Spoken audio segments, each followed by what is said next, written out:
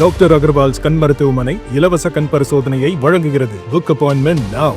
நாமக்கல் மாவட்டம் குமாரபாளையத்தில் மர்ம நபர்கள் சாலையோரம் கிடந்த குப்பைகளுக்கு தீ வைத்த நிலையில் அருகில் உள்ள யோகா மையம் மற்றும் வீடுகளுக்கும் தீ பரவி கொழுந்துவிட்டு எரிந்தது. தீயணைப்புத்துறையினர் தீயை அணைக்க போராடி வருகின்றனர். விவரங்களோடு இணைகிறார் எமது செய்தியாளர் தங்கமணி.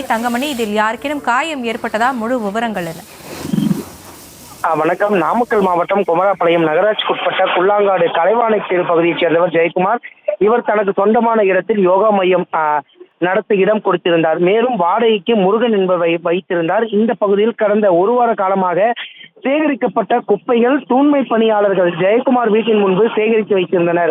ஏராளமான குப்பைகள் அவ்விடத்தில் கொட்டி கிடந்துள்ளது. இன்று காலை மர்ம நபர்கள் அந்த குப்பைக்கு தீ வைத்துள்ளனர். இதன் காரணமாக கொழுந்துவிட்டு எரிந்த தீயானது அருகில் இருக்கின்ற யோகா மையத்தில் போட்டிருந்த குடிசையில் தீப்பிடித்து மளமளவென எரிய தொடங்கியது.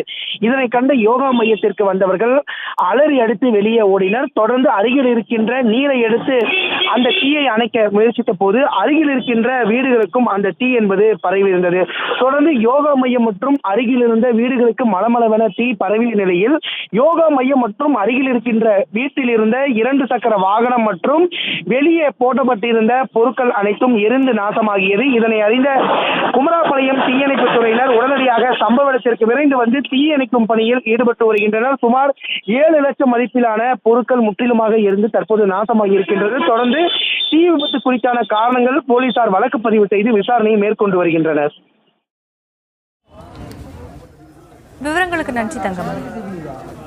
டாக்டர் அகர்வால்ஸ் கண் மருத்துவமனை இலவச கண் பரிசோதனையை வழங்குகிறது. Book appointment now.